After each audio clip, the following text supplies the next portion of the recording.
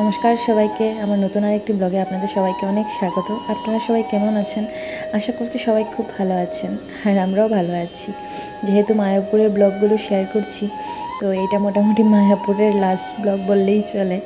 মানে লাস্ট দিনটা কেমন গেছিলো সেটাই শেয়ার করবো এই ব্লগে। তো প্রথমেই পুচকুসোনা রেডি হয়ে পড়লো মন্দির দর্শনে যাওয়ার জন্য। আর আমি তো লাস্ট ব্লগে দেখিয়েছিলাম আমরা মোটামুটি দুপুরবেলায় এসে তো আমি চলে গেছিলাম গোপী ড্রেস কিনতে। তারপরে লাঞ্চ করে এবারে রেডি হয়ে যাব মন্দিরে। মানে ওই ধরে নিন সন্ধ্যা আরতির টাইমে, মোটামুটি সন্ধ্যা হয়ে গেছিলো। লুড্ডু বলল তাহলে একবারে সন্ধ্যা আরতিতেই যাব, আর সন্ধ্যার সময় মন্দিরটা ভালো করে দেখব, আর কালকে দিনের বেলায় তো দেখবই। আর পুচকুসোনা এখানে খুব সুন্দর করে রেডি হয়ে গেছে। কত ছোট্ট ছিল পুচকুসোনা তখন, এখন তো অনেকটাই বড় হয়ে গেছে। আর মা ওখানে আমাকে একটু ভালো করে ওটা ধরে দিচ্ছিল। ঠিকঠাকভাবে পড়তে পেরেছিলাম কি না জানি না, কিন্তু পড়ার শখ তো, তাই দেখলেনই আপনারা, ঝটপট করে কিনে নিলাম। কিনে এইটা পরে নিলাম এখন। আর আরেকটা যেটা কিনেছি সেটা পরবো কালকে, মানে কালকে সকালবেলায় পরবো।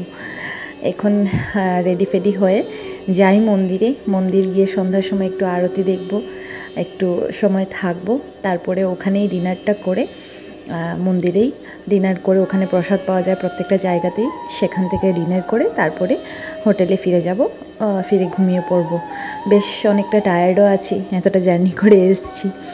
যাই, এবারে বেরিয়ে পড়লাম মন্দিরের উদ্দেশ্যে। চলুন। এই দেখুন, মন্দিরে ঢুকেই দেখতে পেলাম সব ফরেনাররা কি সুন্দর কীর্তন করছিল। ঠিক ঢুকেই পেয়ে গেলাম এই কীর্তনটা দেখতে, আর দেখে কি ভীষণ ভালো লাগছিল, আপনাদেরকে আর কি বলবো।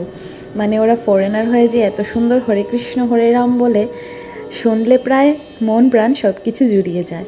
আর লোক কিন্তু অনেক ভিড় করে দেখছিল, কারণ ওদের কীর্তনটা দেখতে একটা আলাদা রকমই আনন্দ লাগছিল।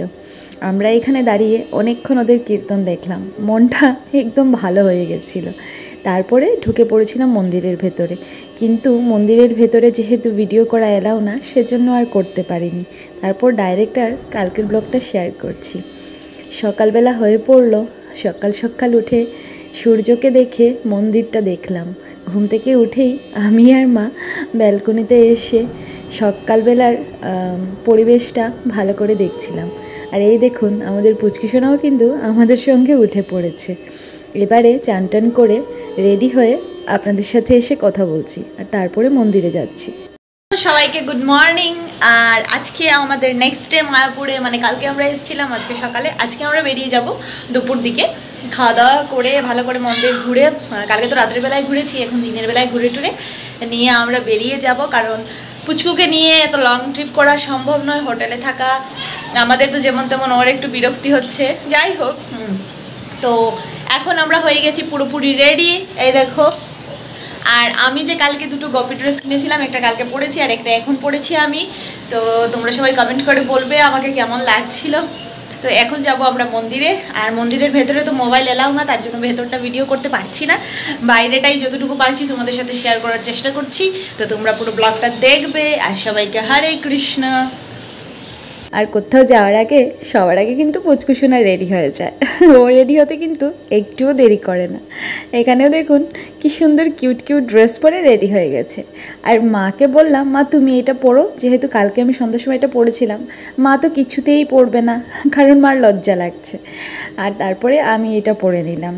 আমার যেটা বলেছিলাম দুটো কিনেছি, আর তিনটে কিনেছিলাম, একটা দিদির জন্য নিয়ে যাব। আর এটা পরে নিলাম এখন, আর এটা পরেই আজকে পুরো দিনটা ঘুরবো। আর এটা পরেই বাড়ি ফিরে যাব, যেহেতু নিজের গাড়িতে যাওয়া, সেজন্য সেরকম অসুবিধা আশা করছি কিছু হবে না।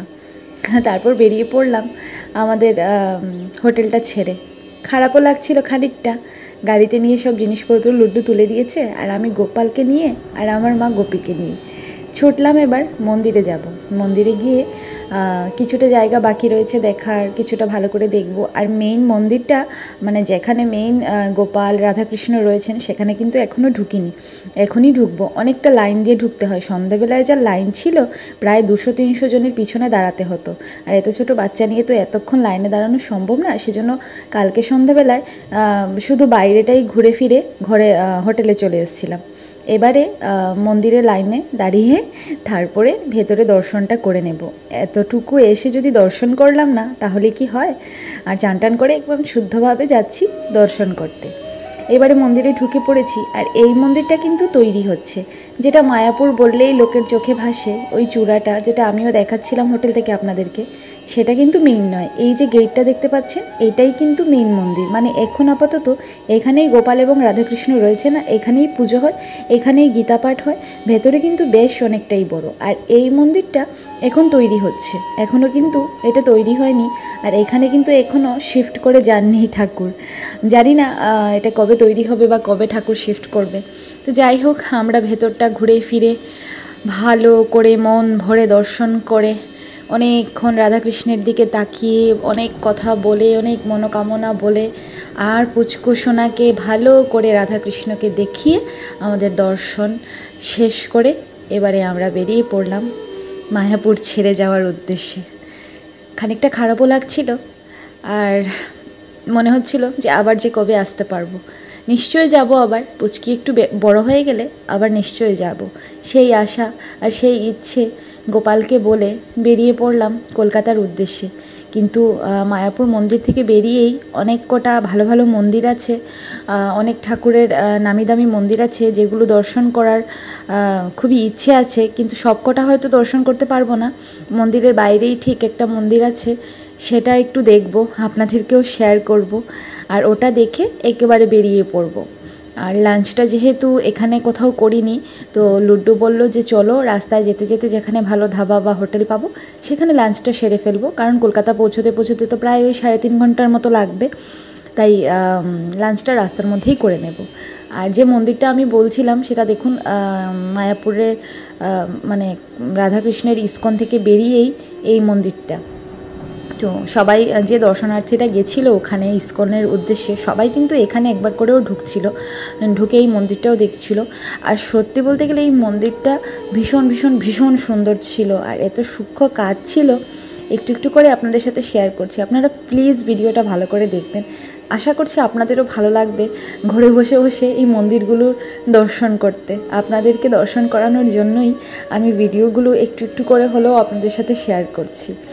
আর যখন আমরা মায়াপুরে মানে ইস্কনের ভেতরে যখন ঠাকুর দর্শন করতে গেছিলাম, পুচকিসোনাকে যখন রাধাকৃষ্ণকে দেখালাম, পুচকিসোনা যে কীভাবে তাকিয়ে থাকলো, মানে আমি ওটাতে আশ্চর্য হয়ে গেলাম যে ও কী বুঝে এত সুন্দর করে তাকিয়ে ও কৃষ্ণের দিকে তাকিয়েই থাকলো। আর ইস্কনের ভেতরের রাধাকৃষ্ণের মূর্তিটা কিন্তু পুরো সাদা রঙের ড্রেস দিয়ে সজ্জিত, মানে দেখতে দারুণ দারুণ দারুণ সুন্দর। আপনাদের সাথে তো আর ফটো শেয়ার করতে পারবো না বা ভিডিও, যারা যারা গেছেন তারা নিশ্চয়ই জানেন। যাই হোক, আমরা যেতে যেতে রাস্তায় একটা ভালো হোটেল পেয়ে গেছিলাম, বাঙালি হোটেল ছিল, বাঙালিয়ানা খাওয়া দাওয়া ছিল। তারপর জমিয়ে খাওয়া দাওয়া করতে এখানে বসে পড়লাম, কারণ খিদেও অনেকটাই পেয়েছিল। আমরা নিয়েছিলাম মাছ, আর লুড্ডু ওদিকে নিয়েছিল চিকেন। নিয়ে যেহেতু মন্দির থেকে এবার ফিরে এসেছি, এবার চিকেন মাছ খেতেই পারি। খেয়ে দিয়ে নিয়ে এবার কলকাতা বাড়ি ফিরবো। বাড়ি গিয়ে একটু রেস্ট করব। আজকের দিনটা অনেকটা দখল হয়ে গেল, আর পুচকিসোনাও অনেকটাই টায়ার্ড আছে। তো পুরো ব্লগটা আপনাদের কেমন লাগলো প্লিজ কমেন্ট করে বলবেন।